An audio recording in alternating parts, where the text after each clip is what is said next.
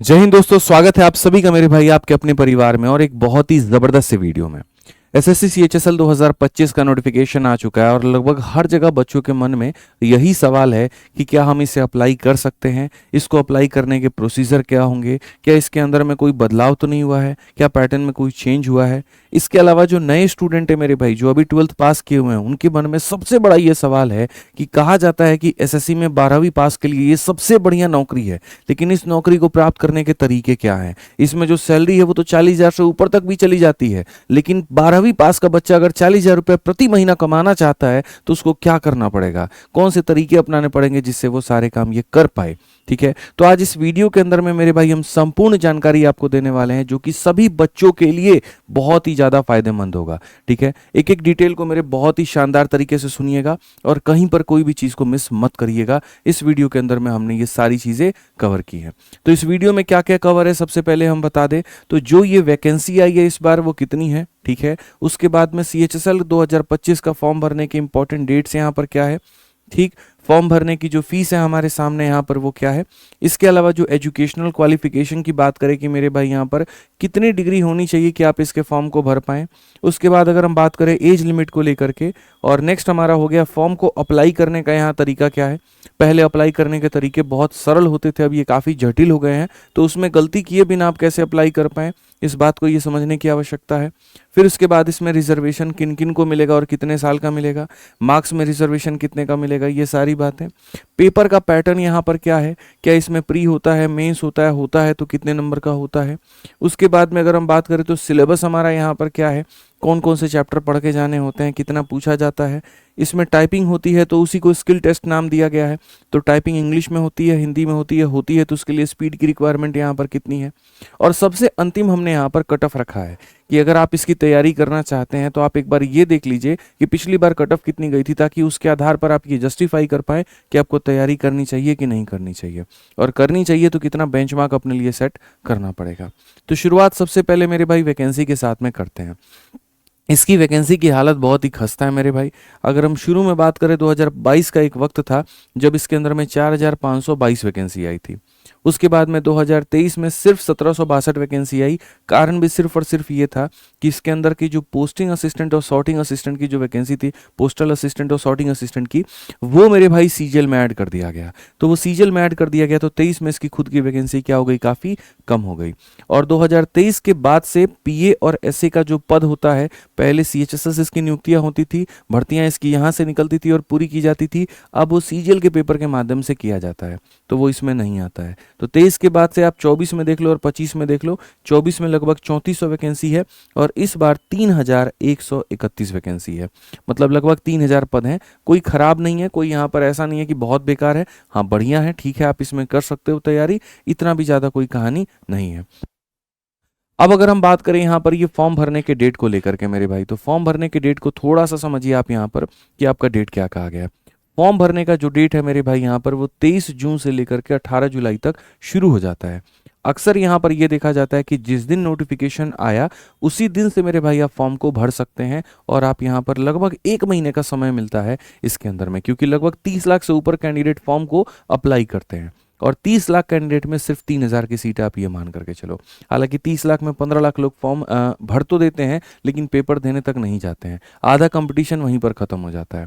Pre देने मात्र 15 लाख लोग जाते हैं, बाकी मजे मजे में फॉर्म भरते हैं खाली, क्योंकि इसकी फॉर्म की फीस बहुत कम होती है। फॉर्म भरते वक्त में अगर मान लीजिए कहीं पर कोई गलती हो जाता है आपसे, तो उसके लिए भी अलग से फिर दोबारा वेबसाइट खोल दिया जाएगा, और वो कितने तारीख को होगा, तो 23 तारीख से लेकर के 24 तारीख तक आप मेरे भाई यहाँ पर उस वेबसाइट पर जा करके अपने फॉर्म में जो हुई गलतियाँ उसको आप सुधार सकते हैं, उसमें कोई दिक्कत नहीं है। बात आता है सर पेपर को लेकर के कि फॉर्म अभी भरेंगे तो पेपर कब होगा, तो पेपर में आपका मेरे भाई होगा सितंबर में, 8 सितंबर 2025 से 18 सितंबर 2025, यानी प्रीलिम्स का जो पेपर है वो यहाँ पर इतने दिनों तक, 10 दिनों तक चलेगा। तो अगर अभी हम मान लेते हैं जून आपका जब खत्म हो गया, जुलाई और अगस्त आपके पास में सिर्फ और सिर्फ 2 महीने हैं। 2 महीने के बाद में इसका प्री का पेपर होगा और उसके कई महीनों के बाद में इसका मेंस का पेपर होगा। मेंस के लिए आपके पास में अच्छा खासा टाइम है, सितंबर में आपका प्री खत्म हो जाता है तो अक्टूबर, नवंबर, दिसंबर, जनवरी 4 महीने हो जाते हैं। लगभग 4.5 महीने के बाद में तो फरवरी मार्च में आपका जो पेपर है वो कंडक्ट होता है। हो सकता है 20 फरवरी से आपका 10 मार्च तक, या मतलब हो सकता है कुछ मतलब फरवरी और मार्च में, मतलब एक एक दिन फरवरी के एकदम एंड में जाएगा। मतलब 5 महीने का वक्त आपको जो है लगभग मेंस में मिल रहा है। ये पता नहीं इन्होंने कैसे डेट डिसाइड किया है कि प्री में सिर्फ 2 महीने और मेंस में 5 महीने, बट ठीक है, इससे फ़ायदा उन लोगों को ज़्यादा होगा जिनकी तैयारी पहले से हो रखी है। जो नया बच्चा है यहाँ पर वो तो प्री की तैयारी में उलझ के रह जाएगा। ठीक है, इससे सीजल वाले बच्चों को भी फायदा होगा, जो सीजल का पेपर अभी देंगे, तैयारी कर रहे होंगे, उसी तैयारी के आधार पर जाकर के इसका भी प्री का पेपर दे देंगे, तो ये बहुत फायदा मिल जाता है। फॉर्म में अगर कहीं पर कोई गलती है तो आपके पास में ये टोल फ्री नंबर है, आप इस पर कॉल करके संपर्क करके बात कर सकते हैं। आपको यहाँ पर जो है जो भी परेशानी है वो आपको पूरा गाइड कर देंगे, वो एसएससी का हेल्पलाइन नंबर है। ठीक है, रही बात फॉर्म के फीस की, तो अगर आप किसी भी जाति के हैं, चाहे यूआर हैं, ओबीसी हैं, ईडब्ल्यूएस, आपके 100 रुपये मेरे भाई यहाँ पर लगेंगे। और अगर आप एससी हैं, एसटी हैं या महिला हैं, महिला किसी भी जाति का हो, चाहे यूआर का हो, मतलब बेटी बचाओ बेटी पढ़ाओ वाला अभियान पूरा चल रहा है और महिलाओं से कोई भी फीस यहाँ पर नहीं ली जाती है। ठीक है, एसएससी के फॉर्म इतने सस्ते होते हैं कि लगभग सभी लोग इसको अप्लाई करते हैं और अप्लाई करते हैं, लेकिन उसका नुकसान एसएससी को ये हो जाता है कि 30-30 लाख, 35-35 लाख लोग अप्लाई करते हैं। एसएससी उसके हिसाब से सारे सेंटर की बुकिंग कर लेती है। मतलब ऐसे समझ लो बाराती तुम्हारे 300 आए, तुमने होटल बुक कर लिया, खाना बुक कर लिया और खाने पहुंचे सिर्फ यहाँ पे 100 लोग, 200 लोग तो ये भी नहीं किया, तो नुकसान हो गया तुम्हारा।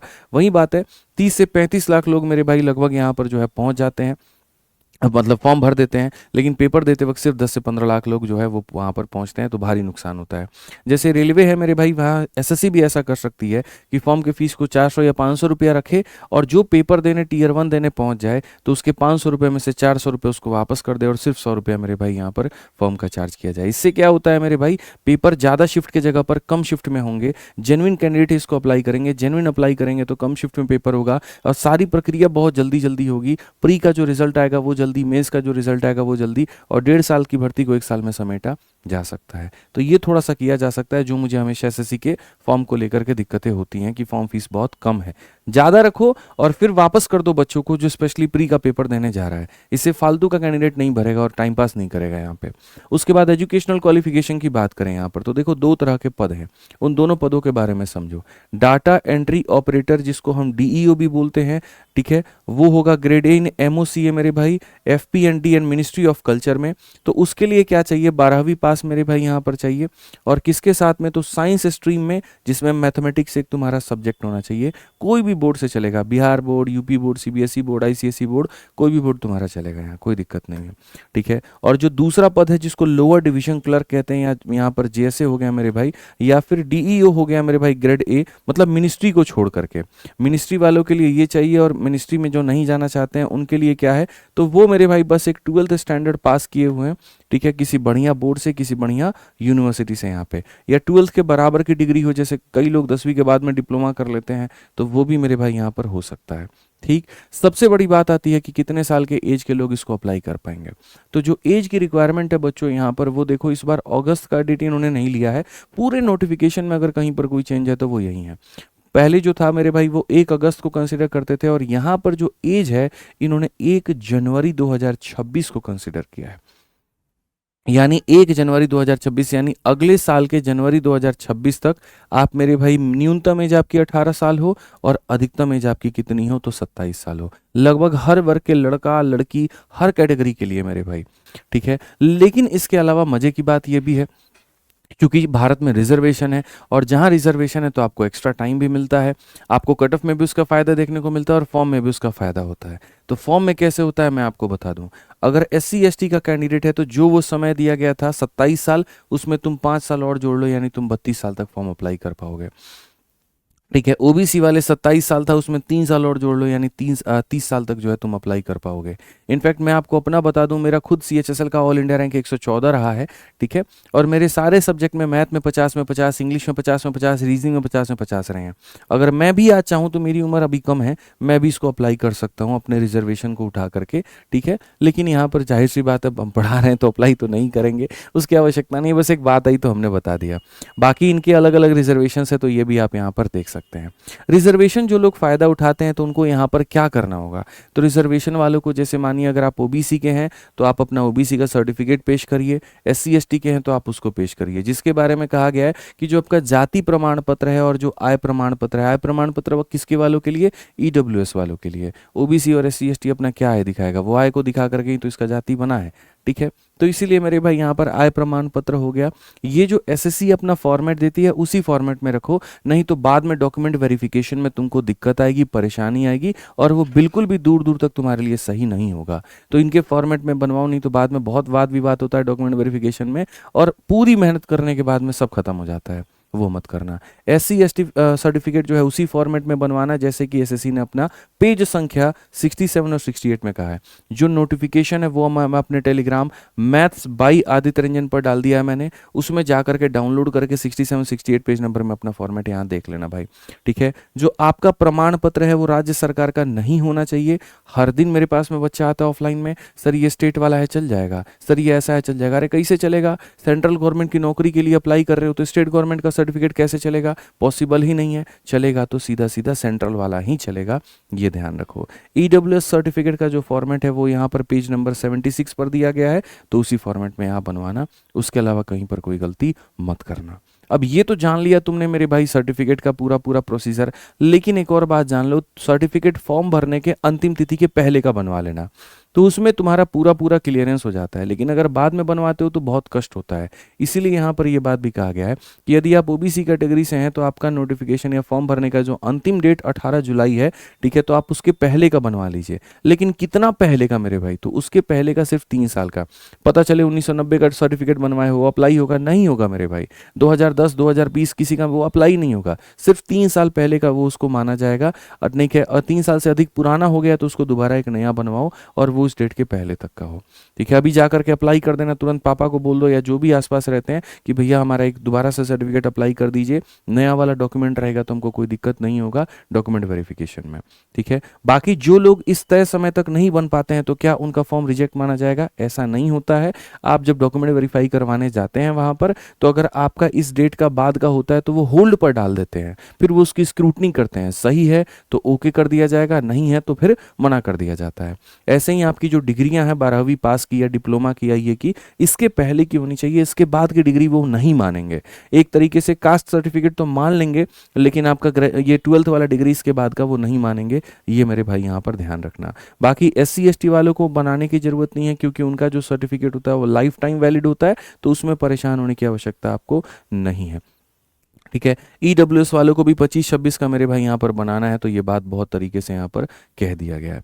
अच्छा एक भी मेरे भाई ध्यान रखना है यहाँ पे, ठीक है, कि अगर मान लीजिए कि आप ओबीसी के हैं यहाँ पर और ओबीसी ही फॉर्म में भरते हैं और हर जगह पर आप ओबीसी का लाभ उठाते हैं और अंत में जाकर के सरेंडर कर देते हैं, जी हमारे पास में सर्टिफिकेट ही नहीं है, हमको जनरल के माध्यम से नौकरी दे दो, तो ऐसा पॉसिबल नहीं है। वहां पर आपका कैंडिडेचर रद्द कर दिया जाएगा और आपको नौकरी नहीं मिलेगी। इसी बात पर, क्योंकि शुरू से आपने गलत कोटा का फायदा उठाया, प्री मेंटर करते वक्त में आपने ओबीसी का सहारा लिया जबकि आप नहीं थे, बस ये हवाला दे करके आपको कैंसिल कर दिया जाएगा। इसीलिए आप जिस जाति के हैं अगर आपके पास में डॉक्यूमेंट है तो उसका वर्णन करें, और नहीं है तो उसका वर्णन मेरे भाई यहाँ पर ना करें। अब बात करते हैं फॉर्म भरने के तरीके को लेकर के। तो देखिए फॉर्म में क्या होता है, पहले ओटीआर आपको करना पड़ेगा। अगर देखो क्या होता है कि एसएससी ने ये कहा है कि पहले तुम आकर के मेरे यहाँ एडमिशन लो, जैसे बचपन में तुम स्कूलों में एडमिशन लेते थे, तो पहले तुम मेरे यहाँ एडमिशन ले लो, और एडमिशन सिर्फ एक बार में होगा, उसके बाद हर महीने तुम्हें फीस भरनी पड़ेगी। बस वही कहानी है कि मेरे भाई एसएससी का तुम कोई भी फॉर्म भरते हो, CGL, CHSL, CPO, MTS, GD, JE, ठीक है, तुमको ओटीआर खाली एक बार करना है उसके नए वेबसाइट पे जाकर के। और नया वाला वेबसाइट कौन सा है, ssc.gov.in। nic.in वाला वो पुराना हो गया, gov.in वाले पे जाकर के ओटीआर करना पड़ेगा। रजिस्ट्रेशन सिर्फ एक बार होगा और उसके बाद में चाहे जो भी फॉर्म आए, सीजीएल का हो, सीएचएसएल का हो, ये खाली फॉर्म भरना होगा, उसमें बार बार ओटीआर नहीं करना होगा। ये ओटीआर कैसे होता है इसके ऊपर में भी वीडियो बना दी है, तो यूट्यूब पर सर्च करोगे SSC OTR by Aditya Ranjan sir आ जाएगा, तो इसको देख लेना, ठीक है। फॉर्म कैसे भरना है एक दिन के बाद में इसकी भी वीडियो बना करके डाल दूंगा, तो ये भी वीडियो देख लेना, इससे भी तुमको फायदा हो जाएगा बढ़िया तरीके से। फॉर्म मेरे भाई भरते वक्त में लाइव फोटोग्राफी का ऑप्शन आता है।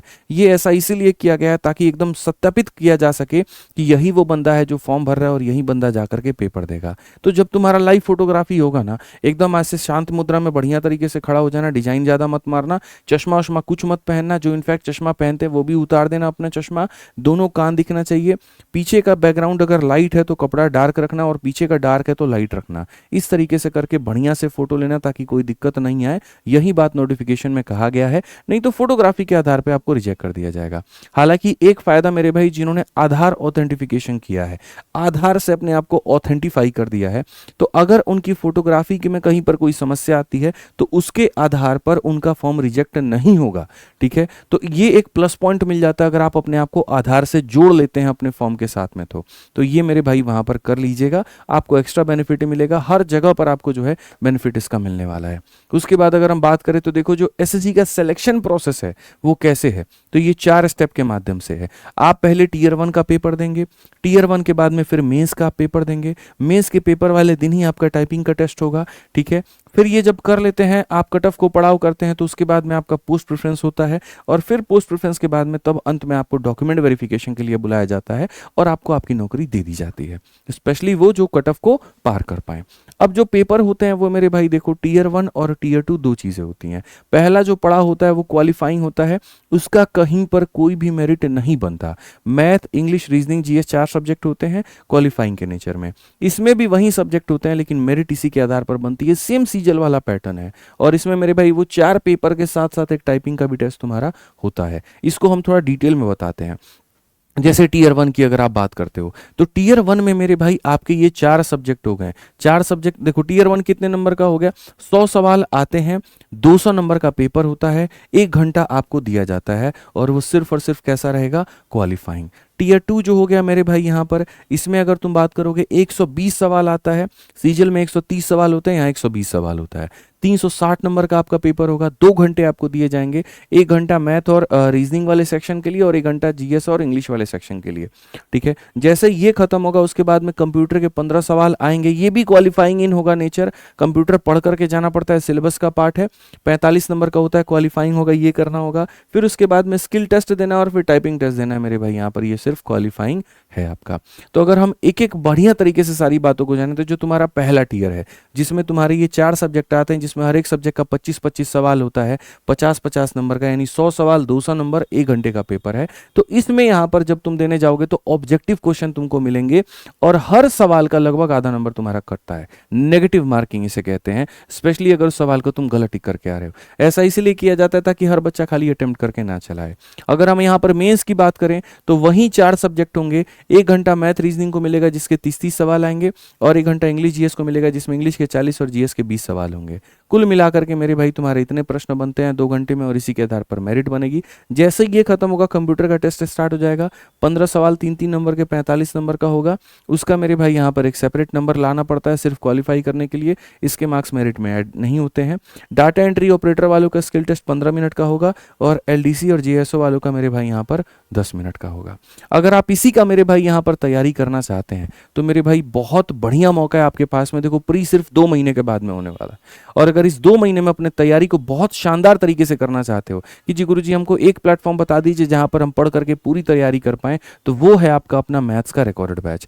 मैथ्स का हो, इंग्लिश का हो, रीजनिंग का हो, जीएस का हो, अगर आप सिर्फ मैथ्स की तैयारी करना चाहते हो तो मैथ्स का रिकॉर्डेड बैच ले लो, और अगर आप चारों का तैयारी करना चाहते हो तो अलग अलग रिकॉर्डेड बैच लेने की जरूरत नहीं है। इस पर जाओगे तो रिकॉर्डेड बैच सभी के कॉम्बो बना दिए गए हैं, जहां पर 2200 का बैच 1600 में आपको मिल जाएगा। और मैथ्स का भी तो ऑफर चल रहा है, नहीं तो नॉर्मली मैथ्स का जो फीस होता है वो 699 होता है, आज शाम तक ये ऑफर रहेगा, उसके बाद में वापस इसकी फीस 699 हो जाएगी। तो प्रशांत सर का बर्थडे ऑफर चल रहा है जिसमें 699 का रिकॉर्डेड बैच आपको 499 में मिल जाता है। ठीक है, और ये ऑफर सिर्फ शाम तक रहने वाला है। इसकी जो वैलिडिटी होती है बच्चों बैच की, वो जिंदगी भर होती है, लाइफ टाइम होती है, कभी भी एक्सपायर नहीं करेगा। ठीक है, तो अगर आप यहाँ पर गवर्नमेंट एग्जाम्स की तैयारी कर रहे हैं, चाहे सीजीएल है, सीपीओ, सीएचएसएल है, ये बैच आपका हमेशा साथ देने वाला है, प्री में भी मेंस में भी। इस बैच से तुम अपनी प्री की भी तैयारी कर लोगे और साथ में मेंस में भी फिर तुमको इसी से तैयारी करना है और कुछ तुमको एक्स्ट्रा नहीं पढ़ना है। ठीक है, इनफैक्ट अगली बार के सीएचएसएल का भी तैयारी तुम्हारा इसी से हो जाएगा। इस साल होने वाली एसएससी के लगभग हर एग्जाम का तैयारी तुम्हारा इसी से हो जाएगा। और आज शाम तक का ऑफर 499 है, तो फायदा उठा लेना, बस मैं इतना कहूंगा।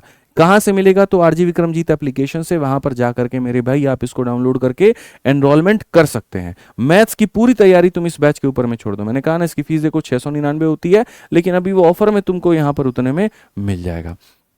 ठीक है, टाइपिंग वाला टेस्ट क्या होता है तो मेरे भाई सेम डे होता है। तो जी हाँ, बिल्कुल सेम डे होता है और ये क्वालिफाइंग होता है, इसके बारे में साफ तौर पर कहा गया है।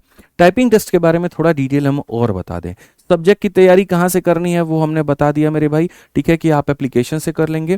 टाइपिंग की तैयारी कैसे होगी और क्या होगी, तो देखो टाइपिंग जो होता है मेरे भाई देखो दो होता है। एक जो डिपार्टमेंटल मतलब यहाँ पे देखो पोस्ट है डीईओ का, तो डीईओ वाले दो तरह के लोग होते हैं, एक जिनकी पोस्टिंग मिनिस्ट्री में होती है और एक जिनकी पोस्टिंग मिनिस्ट्री में नहीं होती है, एक्सेप्ट इन डिपार्टमेंट या मिनिस्ट्री। ठीक है, तो जो मिनिस्ट्री वाले हैं उनको थोड़ा ज़्यादा टाइप टूप करना है, तो उनको करना है मेरे भाई, तो यहाँ पर 1 घंटे के अंदर में 15,000 कीवर्ड की स्पीड आनी चाहिए। मतलब जिसको आसान भाषा में कहे तो तुमको 1 घंटा तक वो टाइप नहीं करवाएंगे, वो मेरे भाई टाइप करवाएंगे तुम्हें 15 मिनट, और 15 मिनट के अंदर में तुम्हें जो मैटर है वो 3700 से 4000 की डिप्रेशन करना होगा। टाइपिंग दो तरीके से होता है, इंग्लिश में और हिंदी में। फॉर्म भरते वक्त में जो भाषा को तुम सेलेक्ट करोगे उसी भाषा में तुम्हारा टाइपिंग वहां पर खुल करके आएगा। अभी अगर तुमने इंग्लिश कह दिया तो इंग्लिश आएगा, हिंदी कह दिया तो हिंदी आएगा। तो 15 मिनट में 3700 से 4000 की डिप्रेशन करने हैं, और जो मिनिस्ट्री वाले लोग नहीं है मेरे भाई उन्हें 8000 का की डिप्रेशन यहाँ पर करना है। ठीक है, टाइपिंग में वही बात है, इंग्लिश हिंदी दोनों होगा। इंग्लिश वालों के लिए जो स्पीड चाहिए वो 35 वर्ड पर मिनट चाहिए, और हिंदी वालों के लिए 30 वर्ड मेरे भाई यहाँ पर मिनट चाहिए। ये साफ बात यहाँ पर कहा गया है। ठीक है, जो सब्जेक्ट का आपका सिलेबस है मेरे भाई, कि अगर बच्चा ये चाहता है कि जी गुरुजी हमको पढ़ना है तो हमारा टीयर 1 का सिलेबस क्या है, तो देखो ये पूरा पूरा रीजनिंग का सिलेबस है, ये पूरा तुम्हारा मैथ्स का सिलेबस है, जो पूरा मैंने वीओडी बैच में कवर कर रखा है, और हर चैप्टर के साथ में टेस्ट और क्लास नोट्स मैंने दिए हुए हैं। ये तुम्हारा पूरा इंग्लिश का सिलेबस है और ये तुम्हारा जीएस का सिलेबस है। स्क्रीनशॉट ले लो, मैं साइड में हट जाता हूँ। ठीक है, यही तुम्हारा सिलेबस है और ये तुम्हें पढ़ करके मेरे भाई यहाँ पर जाना है।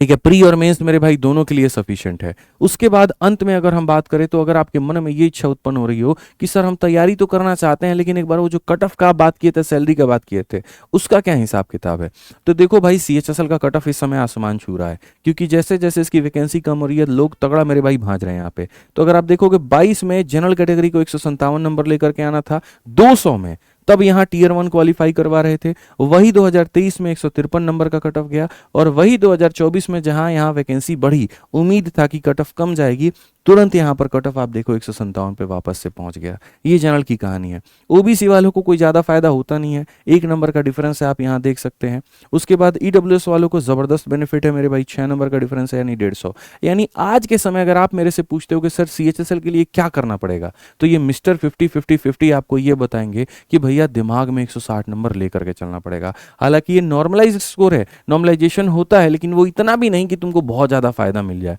तो अपने आप को अगर सिक्योर रखना चाहते हो तो 160 प्लस स्कोर करो, और 160 प्लस स्कोर करने के लिए चैनल को सब्सक्राइब कर लेना, क्योंकि इसके ऊपर में स्ट्रेटजी वीडियो भी लेकर के आएंगे कि कैसे तुम सीएचएसएल में 160 प्लस स्कोर कर पाओगे और कट ऑफ क्लियर कर पाओगे इन 2 महीनों के अंदर में, क्या तरीके अपना सकते हैं। हालांकि हर बच्चा क्वालिफाई नहीं कर पाएगा, लेकिन अगर किसी ने तैयारी सटीक रखी, मतलब चीजों को फॉलो किया, तो वो कर सकता है। तो वो भी वीडियो सारे के सारे इसी चैनल पर आएंगे। बात करते हैं इसमें पैसे को लेकर के, सैलरी यहाँ पर क्या हिसाब किताब रहता है, तो सैलरी का दोस्तों हम बता दें, देखो यहाँ पर पहले एलडीसी और जीएसओ वाला जो पोस्ट है वो लेवल 2 का, इसमें सैलरी 27,000 से 36,000 मिलती है, शहर शहर के ऊपर में होता है, एक्स सिटी, वाई सिटी या जेड सिटी।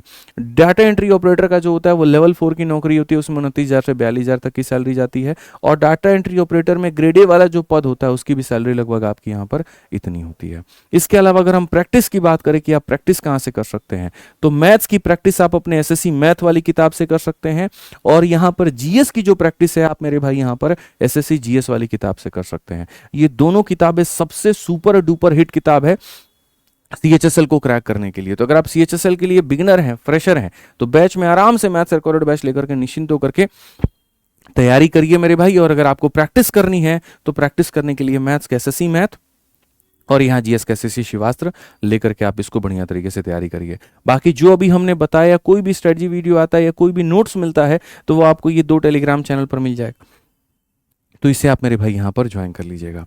उम्मीद करते हैं कि अपने जानकारी के माध्यम से हम आपको संतुष्ट कर पाए होंगे, सारी बातें बहुत क्लियर में बताए होंगे। इसके अलावा अगर आपका कोई भी बात रह गया होगा तो वीडियो के कमेंट बॉक्स में ज़रूर बता दीजिएगा, हम यहाँ पर उसको भी टैकल करके हम आपको उसके बारे में भी बहुत तरीके से बता देंगे। ठीक है, मिलेंगे अगली वीडियो में। आज के लिए इतना ही। चैनल को सब्सक्राइब कर लीजिएगा। ध्यान रखिएगा अपना, खुश रहिएगा, मस्त रहिएगा।